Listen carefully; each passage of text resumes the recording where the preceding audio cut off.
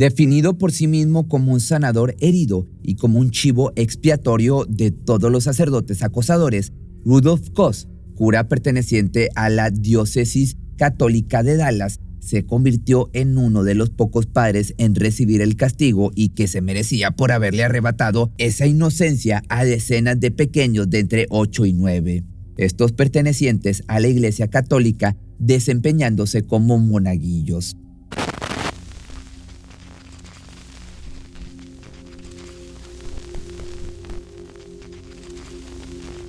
Dulces videojuegos, confianza y una figura que detonaba simpatía, pero sobre todo autoridad, fueron los principales señuelos para la serie de abusos que este señor perpetró entre los años 80 y 92.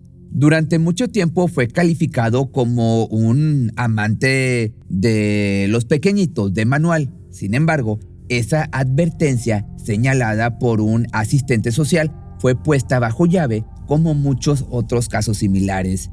Años después, el silencio dejaría de ser cómplice de semejantes actos tan viles y pasaría a convertirse en las demandas que debieron haberse hecho mucho tiempo atrás.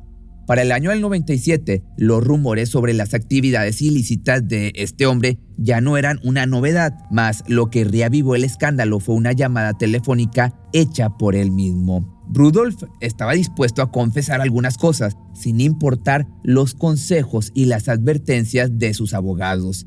Todo comenzó en mayo del 97. Esa tarde, el periodista Brooks Egerton, quien laboraba en Dallas Morning News, recibió una peculiar llamada de alguien que decía ser el sacerdote más repudiado del momento.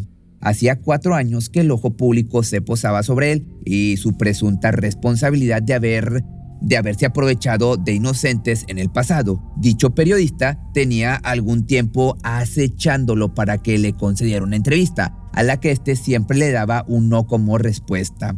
No obstante, de pronto, por razones que hasta ahora se desconocen, Rudolf levantó su teléfono y le dijo directamente a Brooks: bueno, hablemos. Lo que se sabía del caso solo era la punta del iceberg. Detalles como las fechas en que tuvieron lugares estas acciones, edades de las personas de las que se aprovechó, datos sobre la trayectoria del cura, entre otras cosas que abrieron paso al retorcido mundo de la religión y su tan insistente proceder de querer tapar el sol con un dedo, es decir, encubrimientos, negación, complicidad. Los primeros segundos de dicha llamada estuvieron llenos de incertidumbre. Por su parte, el periodista no sabía qué esperar, incluso llegó a pensar que se trataba de una broma, mas lo que siguió después le dejó en claro que en realidad estaba presenciando el momento más estremecedor de su carrera. Tenía la entrevista de su vida justo delante de él. Por otro lado, el sujeto en cuestión cargaba sobre sus hombros el peso de decenas de víctimas, cuyo desenlace había llegado a un juicio civil y otro penal. Ya no eran más unos pequeños indefensos y manipulables, ahora comprendían la gravedad del asunto, siendo jóvenes y adultos de entre 18 y 30 años de edad, dispuestos a hacer justicia a como diera lugar. Sumaban 10 ex monaguillos luchando en su contra, los cuales habían sufrido su maltrato, pero ninguno al punto al que llegó otro de los demandantes. Un chico de nombre Jay Lemberger, quien tenía 21 años cuando decidió arrebatarse la vida. Esto a consecuencia de su desgarradora experiencia con este monstruo. Pero, ¿era esta llamada un símbolo de arrepentimiento o quizá un último intento desesperado por limpiar su nombre y así evitar la cárcel? Las intenciones fueron apareciendo en tanto avanzaba la conversación. En realidad se suponía que el cura había dejado atrás esa forma tan grotesca de tratar a los menores. Acepto la responsabilidad por cualquier cosa que haya hecho. Lo siento por eso, fue lo que le expresó al entrevistador. Sin embargo, esa supuesta disculpa pronto se vio empañada por una justificación muy contradictoria, considerando su postura. Dijo desconocer a la mayoría de sus 11 demandantes, incluso los culpó de calumniadores cuya intención se reducía en buscar algún tipo de recompensa en efectivo. A sus 52 años de aquel entonces residía con un hombre 14 años menor que él. compartían un vínculo amoroso al interior de un departamento ubicado en San Diego, donde se hizo conocido con el sobrenombre de Rudy. Según su testimonio, fue gracias a una terapia psicológica que pudo dejar atrás su atracción hacia los más pequeños, haciéndole dominar sus instintos más perversos y limitarse a observar de lejos. Naturalmente, sus palabras erizaban la piel del entrevistador, quien, a su vez, escuchaba con incredulidad argumentos en los que negaba rotundamente todos esos señuelos utilizados para embaucar a los menores.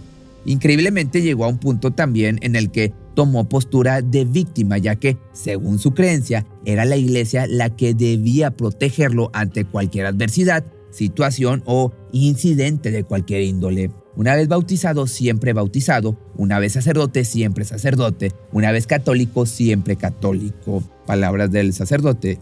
Aquí la cuestión es hasta qué punto la iglesia está obligada a proteger a sus sacerdotes. Mejor dicho, su indignación para con la religión católica vino luego de que la protección que se le brindaba a otros curas en su misma situación de pronto le fue negada. Por este motivo fue que se autodenominó como un chivo expiatorio que te platicaba en un principio de este video. Lo que hizo Rudy fue inconcebible, pero de una manera extraña siento pena por él. Cos no era peor que otros clérigos abusadores de pequeños.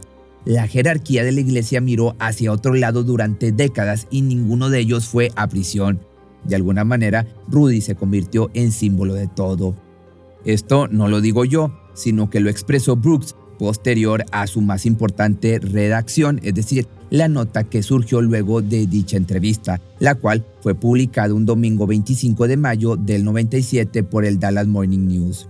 Entonces, tan pronto el mundo supo de esta noticia, el abogado defensor de Rudy no tardó en recriminarle su acto, puesto que a pesar de la estricta orden de no hables con la prensa, ni con la policía, ni con nadie sobre el tema, este había hecho lo que le vino en gana. Ahora más que nunca estaba en el ojo del huracán, en especial por los rumores de su modus operandi, el cual fue relatado una y otra vez en el estrado por parte de las víctimas, de entre las cuales se destacó una cuya historia despertaba sentimientos de indignación en demasía.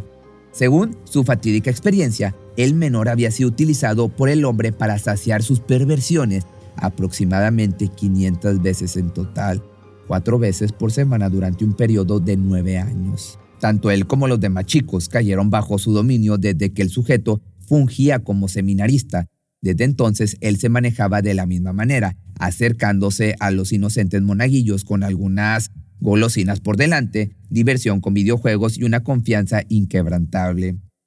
Entonces aquí la pregunta es, ¿cómo podría hacerte daño a alguien en quien tus propios padres confían? Sumado a su figura de autoridad, muy pocas probabilidades tenían los niños de salir ilesos de aquellas paredes gobernadas por un amante de los pequeñitos.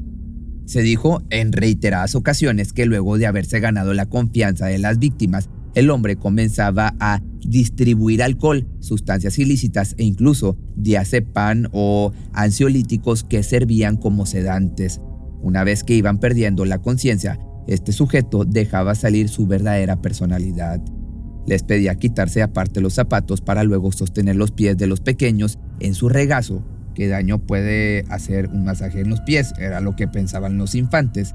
Nada sabían de la connotación íntima que esto podía representar. De hecho, nada conocían acerca de la intimidad, para ser claros. Por ese motivo, aunado a los síntomas de las sustancias ingeridas momentos antes, al padre le resultaba sumamente fácil comenzar a desvestirse de la cintura para abajo, para luego colocar su parte íntima justo en medio de los pies de los pequeños.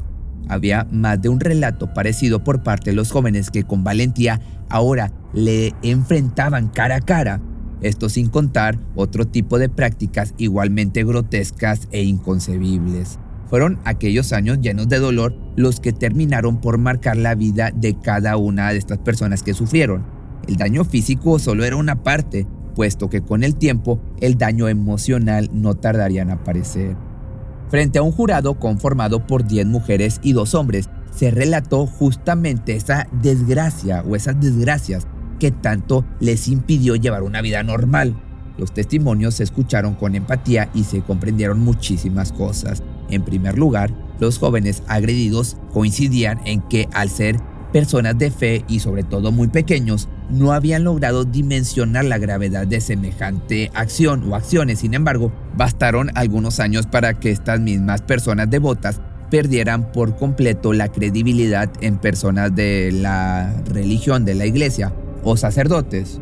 Y no solo habían perdido la esperanza en la religión, sino que esa misma religión a la que con tanto fervor mostraban su respeto, les había hecho caer en adicciones a la gran mayoría de los denunciantes. Problemas psicológicos desarrollados en los años posteriores a los ataques, incapacidad de mantener relaciones sanas, ya fueran familiares o sentimentales, conductas reprobables en los trabajos, depresiones, intentos de arrebatarse la vida, todo a consecuencia de los actos de este sujeto. Inclusive se perdió una vida, como te mencioné anteriormente, la de un chico de 21 años cuyo funeral fue oficiado por el mismo culpable de tan desgarradora decisión, ya que en aquel momento nadie se atrevía a encararlo. Así, de ese pelo, como lo estás escuchando. Él mismo dio la misa. Me enseñaron a respetar a los sacerdotes. Era lo que argumentaban los jóvenes, dando su respuesta a los cuestionamientos sobre el por qué haber actuado o denunciado tantos años después.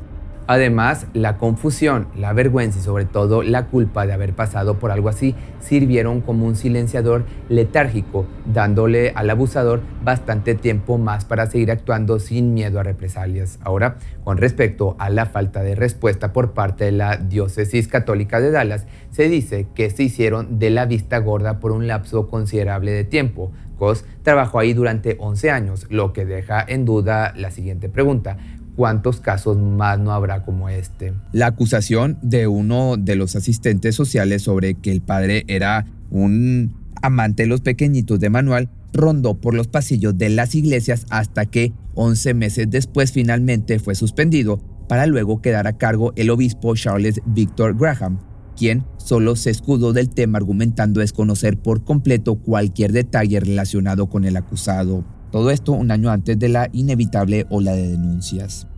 Aún así, Rudolph, una vez arrestado en octubre del 97, negó rotundamente ser un amante de los pequeñitos. En su defensa, se definió como alguien que simplemente sufría un fetiche con los pies, justificación que dio paso a detalles más personales sobre su pasado. Destapó en el estrado la experiencia traumática de su infancia, describiéndose como una víctima del matrimonio disfuncional de sus padres, seguido de otra revelación totalmente escalofriante, la cual dejaba entrever que sus gustos o su desviación sexual era el resultado de su propia experiencia como un niño agredido íntimamente. Hay ciertas cosas de la vida que no puedes evitar. Naces con ciertas cosas e incluso sabiendo que esas cosas son tuyas para siempre, a veces nunca quieres admitirlo. Palabras de Rudolph Coss. Pero entonces te pregunto, ¿era la prisión un castigo que merecía? En su opinión, ya había pagado sus crímenes algunos años atrás. Sabía que no sería un hombre libre nuevamente, pero la cárcel era mucho más de lo que, según él, era justo. Ya pasé por 5 años de infierno. Perdí a mis amigos, perdí el respeto por mí mismo, perdí mi dignidad, lo perdí todo, todo. Palabras también de este sujeto. Fue entonces que también salió de su boca la frase sobre ser un sanador herido, tanto como el ya mencionado chivo expiatorio de todos los sacerdotes acosadores. Por otra parte, tocó un punto muy importante con respecto a las exorbitantes cantidades de dinero que manejaba la diócesis de Dallas, monto del que buscaban a toda costa desviar la atención hacia algo que causara mucha más indignación, como precisamente crear un monstruo que lograra captar todo el repudio y el odio de la opinión pública. Algo así como una cortina de humo en su defecto, como él mismo lo describió, la peor y más despreciable criatura del mundo. Papel que, por azares del destino o por su propia responsabilidad, vino a recaer sobre él. No obstante, ninguna de sus palabras pudo de igual forma amenizar la situación tan comprometedora en la que se encontraba e incluso fue acusado de lo mismo, es decir, de querer desviar la atención. Esto bajo el argumento del abogado de la misma institución religiosa llamado Randall Mattis. Está tratando de señalar con su dedo a otro lugar. Hay una persona a quien culpar y es Rudolf Koss. Ya demostró su capacidad para ser astuto, persuasivo y de decir o hacer cualquier cosa para satisfacer sus necesidades y culpar a los otros. La diócesis claramente estaba equivocada, pero en ese momento estaba tomando decisiones que consideraba apropiadas, justas y razonables. Palabras de Randall Mattis, el abogado de la institución religiosa. Finalmente, tanto el padre como la diócesis de Dallas fueron condenados a pagar una cantidad de $119 millones a los demandantes, él por ser el perpetrador y la iglesia por no haber actuado de forma correcta. Para abril del año del 98, Rudolf o Rudy, de entonces 78 años, recibió condena de cadena perpetua. Cárcel e indemnización fueron los resultados de este caso, el cual cerró con una carta de disculpas por parte del obispo Charles Victor Graham. A las víctimas y familiares, una y otra vez quiero ofrecerles disculpas en nombre de la diócesis.